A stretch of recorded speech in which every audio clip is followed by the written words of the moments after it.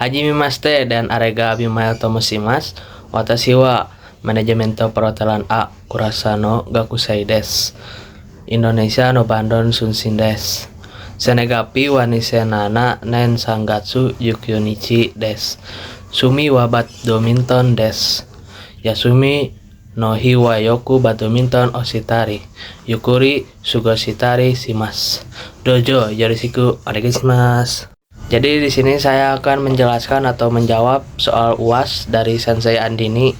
Yang pertama adalah reading comprehension. Ten in yaitu pelayan memanggil irasaimase. Lalu okyu sama yaitu pelanggan, sumimasen karena jaketo wa ikura desu ka. Lalu pelayan menjawab kachirawa rakusen hapiaku ende gozaimasu. Lalu pelanggan menjawab emu saiju wa gozaimasu ka. Lalu pelayan menjawab lagi hai gozaimasu. Setelah itu okyu sama shichaku shite mo yareshi desu ka. Lalu mochiron de gozaimasu. Lalu yang ke C atau yang kedua, jawablah pertanyaan. 1. Berapa harga jaket tersebut? Rakusen hapaku en desu. Nomor 2. Ukuran apa yang diminta? Emu saiju desu. Yang ketiga, apa arti ungkapan? Apakah saya boleh mencoba pakaian ini? Bentuk sopan meminta izin mencoba jaket di toko. Apa arti ungkapan ini? Tentu saja bentuk keigo. Yang kelima, sebutkan 2 ungkapan keigo yang terdapat pada dialog. Irasaimase, selamat datang. De gozaimasu, bentuk sopan kenjoga pengganti kata des. Lalu yang berikutnya ada restoran etik atau etis restoran. Romajinya sokuji no ato gochi sousama desu tato imas. Mengucapkan terima kasih atas makanannya setelah makan. Lalu yang ketiga berikutnya adalah true or false. True or false, slurping noodles dianggap tidak sopan di Jepang. Romajinya Nihon de wa men o susura ka kano wasit surai dewa arimasen. Itu salah. Lalu yang berikutnya memberikan tip merupakan budaya umum di Jepang. Romajinya Nihon dewa Chippu a Algeru kato waputsu dewan arimasen. False atau salah. Lalu berikutnya yang C. Pelayan restoran atau hotel harus menggunakan keigo kepada pelanggan. Restoran yahateru no soutaku wa okyo kusama ni keiga atsu kaimas adalah pernyataan yang benar. Lalu yang D. Pelanggan boleh memotong antrean. Romajinya okyaku sama warestu ni warika demo ides adalah pernyataan yang salah. Yang E. Yang terakhir, kebersihan merupakan bagian penting dari konsep omotenasi. Romajinya seikutsusa wa omotenasi no taisetsu na bubun des adalah pernyataan yang benar. Lalu berikutnya ada sentence construction. Romajinya hateru wa kirei des. Hotel itu bersih. Ini present positif. Lalu present negatifnya ada kano satsu wa tako konai des. Kemeja ini tidak mahal. Lalu yang berikutnya ada basic kanji dari angka 1 sampai 10.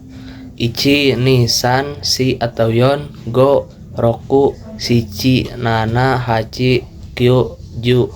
Lalu yang berikutnya ada kanji Jepang yaitu nihon, person yaitu hiro atau jin, man otoka, woman onna, chilko, guest kyaku, bill atau payment itu kaikei, day itu ichi, bulan itu tsuki.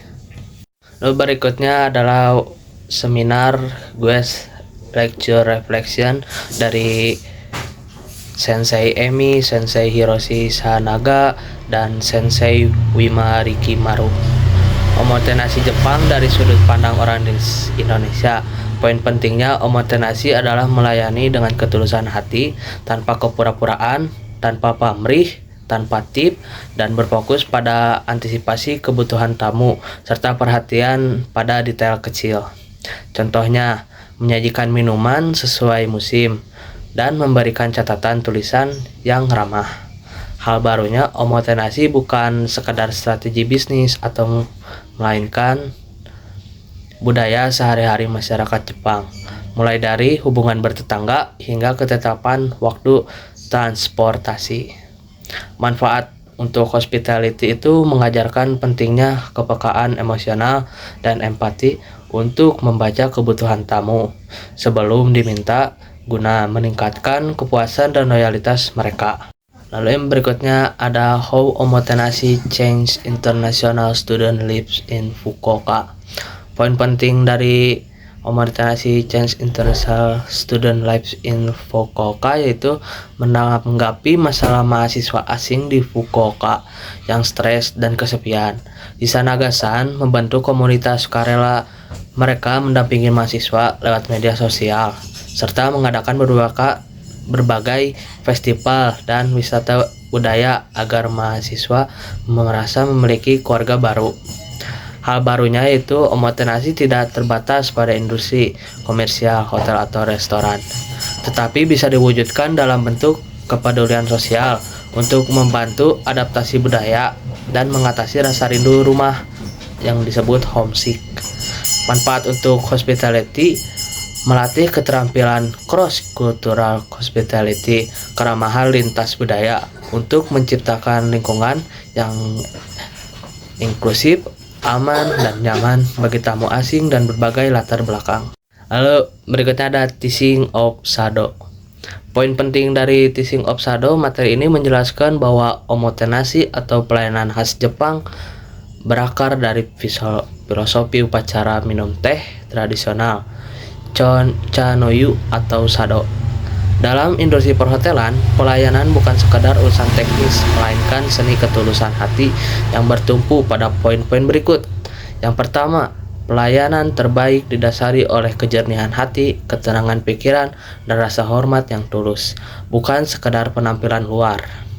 Yang kedua, pelayanan yang baik adalah hasil dari persiapan yang matang dan kemampuan mengantisipasi hal tidak terduga sebelum tamu meminta, yaitu kepekaan.